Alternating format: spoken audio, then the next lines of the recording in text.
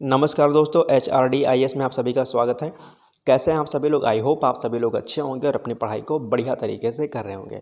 देखिए, जैसा कि आप लोग थंबनेल में देख पा रहे होंगे कि आज जो हमारा टॉपिक है वो क्या है, एक अच्छा निबंध यानी कि बेहतर निबंध कैसे लिखें ताकि आपको आपकी परीक्षा में बहुत ही अच्छे मार्क्स मिल पाएँ। और जैसा कि आप लोग को पता होगा कि जो एस्से का आपका पेपर होता है उसमें आप जितना ज़्यादा मार्क्स गेन कर सकते हैं, जितने ज़्यादा नंबर आप ले सकते हैं, उतना जो है बेहतर होगा।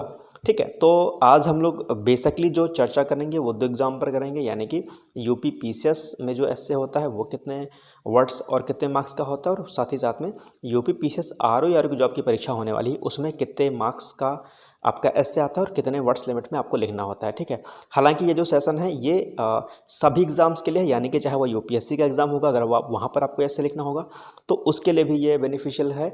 और साथ ही साथ में आरओ या अन्य किसी भी राज्य लोक सेवा आयोग में जहाँ पर एस्से का पेपर होता है वहाँ पर आज मेरी द्वारा बताई गई सारी बातें आपको वहाँ पर जो है ध्यान में रखनी है, और वहाँ से आपको बढ़िया मार्क्स गेन करने को मिल जाएगा। राइट, तो वीडियो बहुत इंपॉर्टेंट है, प्लीज़ आप लोग स्किप मत करिएगा। ठीक है, ध्यान से सुन के इसको अपने अंदर जो है इसको उतारने का प्रयास करिएगा। अगर आप लोगों ने इस सेशन को देख लिया, निश्चित तौर पर आपके मार्क्स बहुत अच्छे आएंगे, क्योंकि जो स्टूडेंट्स बिगनिंग करते हैं उन्हें दरअसल पता नहीं होता है कि उन्हें ऐसे कैसे लिखना होता है और किस तरीके से वो बेहतर मार्क्स ला सकते हैं। ठीक है, तो सबसे पहले हम लोग थोड़ा सा यूपी पीसीएस से बात कर लेते हैं कि यूपी पीसीएस में जो आपका एस्से लिखने के लिए आता है वो 3 पोर्शन में आता है, यानी कि 3 उसके भाग होते हैं। तीनों में से एक एक इससे आपको लिखना होता है। पहला जो फील्ड होता है वो हमारा साहित्य से संबंधित होता है, यानी कि साहित्य से रिलेटेड एस्से लिखने के लिए आएगा। दूसरा जो हमारा पोर्शन होता है वो विज्ञान से संबंधित होता है।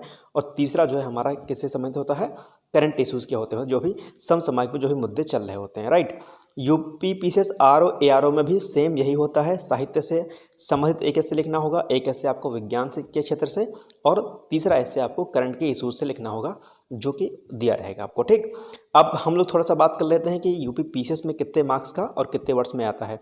तो यूपी पीसीएस में जो एस्से लिखने के लिए आता है वो आएगा आपको 700 वर्डों में, और कितने का होगा, 50 नंबर का होगा। तो 50 और 3 ऐसे लिखने के लिए आएगा तो 50 और गुणे 3 कितने हो जाएगा, 150, यानी कि 150 नंबर में आपको यूपी पीसीएस में ऐसे लिखना होगा 700 पर वर्ड्स में, यानी कि एक ऐसे 700 वर्ड में 50 नंबर का एक ऐसे। राइट, अब हम लोग थोड़ा सा बात करते हैं आरओ में। आरओ में क्या है कि यहाँ पर आपको 600 शब्दों में ऐसे लिखना होगा, 3 ऐसे लिखना होगा, और पर ऐसे जो आपका होगा वो होगा 40 मार्क का, यानी कि 40 गुणे 3 बराबर 120। तो यानी कि जो आरओ में आपका ऐसे का पेपर होगा वो 120 मार्क का, यानी कि 120 मार्क्स का होगा, ध्यान रखिएगा। ठीक है, तो ये हो गया थोड़ा सा मैंने आपको एनालिसिस बता दी अगर आप यूपी पीसीएस आरओ में ऐसे लिखना चाहते हैं। इसके पहले मैं आपको बता दूं कि यूपी पीसीएस आरओ का ऑलरेडी हमारा बैच ऐसे का और राइटिंग लेटर का लॉन्च हो चुका है। अगर आप लोग को ज्वाइन करना है तो डिस्क्रिप्शन बॉक्स में दिए गए लिंक के माध्यम से आप लोग जुड़ सकते हैं और एस्से को वहाँ पर जो है अपना बैच ज्वाइन करके अपने एस्से को बेहतर तरीके से ले सकते हैं। ठीक है,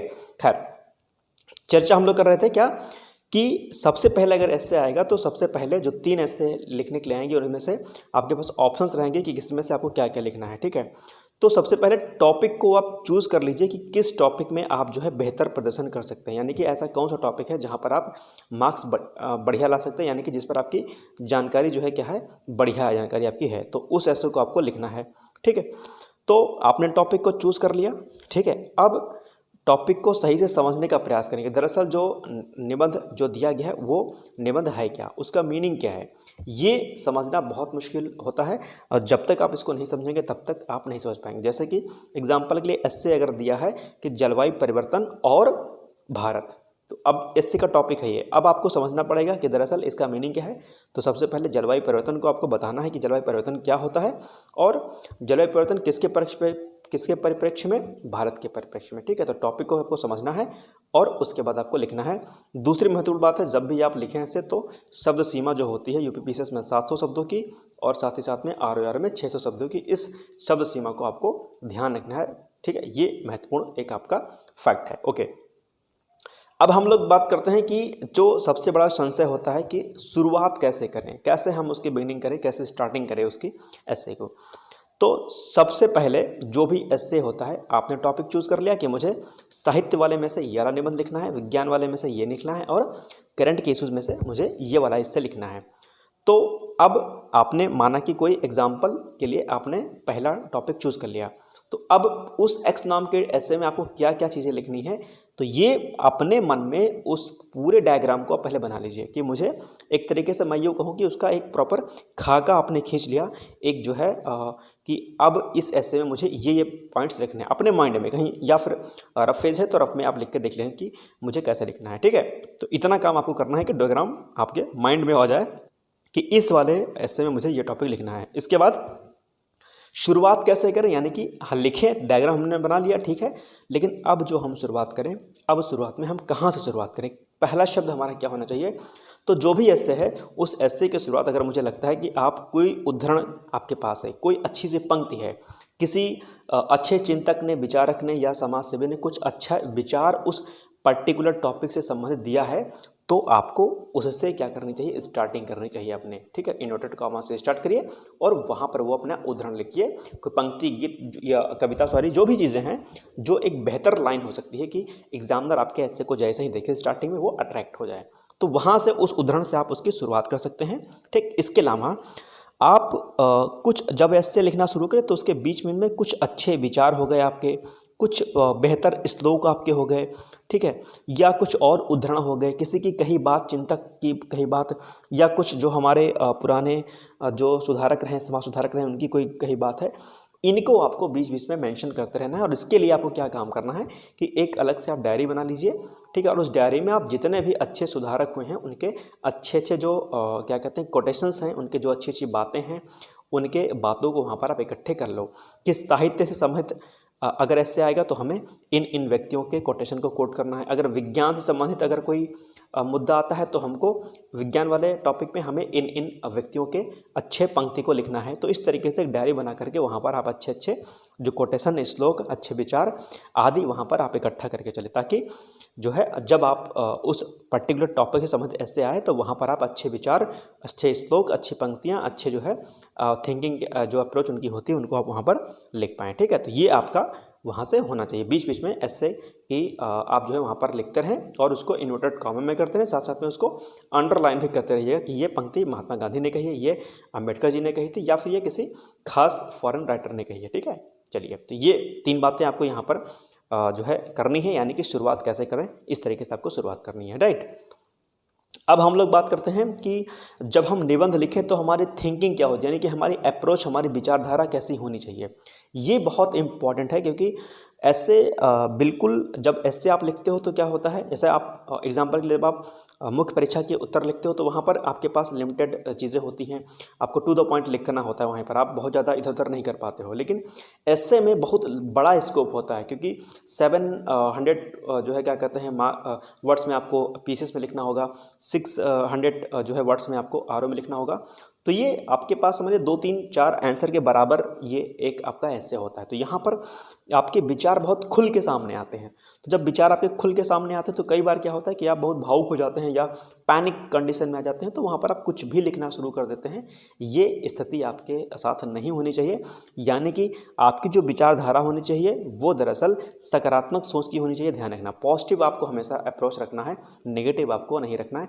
आपके भीतर हमेशा पॉजिटिव एटीट्यूड का होना मस्ट है, ध्यान रखिएगा। और एटीट्यूड वाली चीज़ों को आप लोग एथिक्स के पेपर अगर पढ़ते होंगे 4th पेपर में, तो वहाँ पर जो है आपको बढ़िया से मालूम चला गया होगा, ठीक है। खैर, तो सकारात्मक आपको रहना है। दूसरी बात, आपकी जो विचारधारा हो, आपके जो थॉट प्रोसेस हो, वो आम जनमानस यानी कि जो नॉर्मल ह्यूमन बींग्स होते हैं उनके अगेंस्ट में नहीं होना चाहिए, कि किसी चीज़ के विरोध में आप कोई बात कह रहे हो कि इन स्टेट के लोगों ने ऐसी बात कही, या इस जो है राज्य के खास जाति या धर्म के लोगों ने इस तरीके से चीज़ों को किया है। आपका विचार जो है किसी जनमानस के विरोध में नहीं होना चाहिए, ध्यान रखना है, ठीक है। किसी के अगेंस्ट में आपको कोई बात नहीं लिखनी है, ध्यान रखिएगा। इसके अलावा किसी भी धर्म, जाति, मजहब, संप्रदाय आदि के प्रति आपकी जो द्वेष की भावना हो वो नज़र नहीं आनी चाहिए। वैसे तो द्वेष की भावना वैसे भी नहीं होनी चाहिए, आपके व्यक्तिगत जीवन में भी नहीं होनी चाहिए, लेकिन जब आप निबंध लिखें तो वहाँ पर आप इंडिविजुअल किसी भी विचारधारा से संबंधित हो सकते हैं, होंगे ही होंगे निश्चित तौर पर, लेकिन या किसी खास पार्टी से होंगे, किसी खास धर्म से होंगे, किसी खास जाति या मजहब से होंगे। लेकिन जब आप ऐसे लिखें तो आप ऐसे एज ए सिविल सेवक की फॉर्म में लिख रहे हैं, एज ए एडमिनिस्ट्रेटिव ऑफिसर के फॉर्म में लिख रहे हैं, इसलिए आपको किसी भी धर्म जाति मजहब के बारे में अगेंस्ट में वहाँ पर नहीं लिखना है। बहुत ज़्यादा पैनिक नहीं होना है, ना ही किसी पार्टी के अगेंस्ट में आपको चीज़ों को लिखना है। ठीक है, आपको बहुत ही संतुलित ऐसे लिखना होगा कि इससे, क्योंकि आपकी अप्रोच वहाँ पर मालूम चलती है कि दरअसल आप क्या करना चाहते हो। ऐसे निबंध का मतलब क्या, आपकी थिंकिंग कितनी ब्रॉड है किसी चीज़ को लेकर के। जलवायु परिवर्तन और भारत अगर ऐसे आ गया, या इलेक्टोरल बॉन्ड पे अगर ऐसे आ गया, तो ये कुछ ऐसे मुद्दे हैं समसामयिक वाले जो बहुत ही ज्वलंत मुद्दे होते हैं, वहाँ पर आप पैनिक हो सकते हैं। लेकिन वहीं पर आपको दरअसल बैलेंस अप्रोच के साथ में चीज़ों को लिखना है, ध्यान रखिएगा। ओके, ये चीज़ें हो गई। और इसके अलावा जब आप ऐसे लिखें तो कोशिश करें कि 2 पेन का इस्तेमाल करें। जहाँ भी ऐसे कोई कोटेशन आए वहाँ पर इसको इन्वर्टेड कॉमा में तुरंत कर दीजिए और उसको नीचे से फिर अंडरलाइन कर दिया करिए। ठीक है, और जितना ज़्यादा हो सके अच्छे अच्छे विचारकों को रखें, और लास्ट में जो आप कंक्लूजन लिखें, भी कंक्लूजन लिखें तो वहाँ का जो कंक्लूजन हो, यानी कि जो भी आपका निष्कर्ष हो, वो बहुत ही सकारात्मक प्रवृत्ति का होना चाहिए। ध्यान रखिएगा, एक पॉजिटिव एटीट्यूड के साथ में, कि जैसे जलवायु परिवर्तन विज्ञान का मुद्दा जलवायु परिवर्तन, सिंपल जलवायु परिवर्तन पर ही इससे लिखना है। तो जलवायु परिवर्तन पर आपने ऐसे लिखा, सकारात्मक नकारात्मक जो भी पॉइंट्स होते हैं, उसके बाद उसके सॉल्यूशन को आप बेस्ट दें, क्योंकि आप एज ए ऑफिसर बनने जा रहे हैं। आपको बहुत कुछ करना है ना। आपको अलग अलग मिनिस्ट्री में रहना पड़ेगा, आपको अलग अलग डिपार्टमेंट्स को संभालना रहेगा। तो आपकी जो भूमिका है बहुत अहम होने वाली है, चाहे पीसीएस के थ्रू आप एसडीएम बने, डिप्टी एसपी बने, या बीएसए बने, या कोई भी पोस्ट को आप अर्जित करें, या फिर यूपीएससी के थ्रू आप जो है आईएएस, आईपीएस, आईआरएस या किसी अन्य सर्विस में जाएं। आपको अलग अलग जगहों पर आपको काम करना होगा, सिविल सेवक के फॉर्म में काम करना होगा। तो आपकी जो सोच है वो क्या हो, इंटीग्रेटेड सोच होनी चाहिए। ध्यान रखिएगा, इंटीग्रेटेड आपकी सोच हर क्षेत्र में होनी चाहिए, किसी खास क्षेत्र में सीमित आपको नहीं रहना है। आपकी सोच क्या होनी चाहिए, ब्रॉड होनी चाहिए। विचारधारा आपका जो है क्या होना चाहिए, इंटीग्रेटेड होना चाहिए। हर चीज़ों से आप कोरिलेट कर पाओ टॉपिक को, और अंत में आपका सॉल्यूशन यानी कि निष्कर्ष ऐसा होना चाहिए कि जैसे एग्जाम में पढ़े उसको लगे कि यार ये तो बड़ा बढ़िया बात इन्होंने बोली है, और इनके भीतर जो है वो एक गुण जो एक हम देखते हैं, क्योंकि कॉपियाँ ही एक ऐसा माध्यम होती हैं जहाँ पर इंटरव्यू से पहले आपको परखा जाता है। इंटरव्यू पर्सनालिटी टेस्ट जो होता है वो तो बस 20-25 मिनट का होता है मैक्सिमम, ज़्यादा देर का नहीं होता है। तो 20-25 मिनट में तो बहुत कुछ नहीं जान पाते हैं। लेकिन जब आप कॉपी के माध्यम से आपने अपनी चीज़ों को लिखते हो, भाई यूपीएससी में 4 पेपर हो गया प्लस एक ऑप्शनल हो गया, यूपीपीएससी में 6 पेपर आपके जीएस के हो गए प्लस हिंदी प्लस एसए हो गया। इन सभी माध्यमों से ही आपकी प्रॉपर विचारधारा और आपकी लेखन शैली को वहाँ पर देखा जाता है कि आपकी थॉट प्रोसेस दरअसल क्या है। तो ये सब बातें जो मैंने आपको बताई हैं वो आपको करनी है। साथ ही साथ में कोई भी एक पुस्तक निबंध की आप मार्केट से ले सकते हैं, वहाँ से जो है आप अच्छे कोटेशंस को नोट कर सकते हैं, साथ ही साथ में निबंध को वहाँ से तैयार कर सकते हैं। दूसरी महत्वपूर्ण बात होगी कि जो भी करंट केसेस होते हैं वो आप वहाँ से देख सकते हैं, और अभी हाल ही में अपने चैनल पर मैं कुछ ऐसे करा भी दूंगा वहाँ पर कि कैसे कैसे आपको करना होगा, वो आप देख लीजिएगा। और किसी भी पुस्तक के माध्यम से जो है आप अच्छे अच्छे कोटेशन को इकट्ठा कर ले। साथ ही जो भी आर्टिकल न्यूज़पेपर में आता है उस अच्छे आर्टिकल्स को जो है उसकी कटिंग कट करके अपने कॉपी में लगाते रहिए। एस्से की एक अलग से कॉपी बना लीजिए, और उस एस्से की कॉपी में जो भी महत्वपूर्ण आर्टिकल्स निकले पेपर्स में, चाहे हिंदी का हो चाहे इंग्लिश का हो, उस कॉपी में आप चिपका लिया करिए, या उस आर्टिकल्स के इंपॉर्टेंट की पॉइंट को आप जो है वहाँ पर नोट डाउन कर लीजिए। जलवायु परिवर्तन पर कोई अच्छा आर्टिकल निकला है, उस वहाँ के पॉइंट्स को उठाइए और अपनी कॉपी में नोट डाउन कर लीजिए, या पेपर की कटिंग को ही चिपका लीजिए।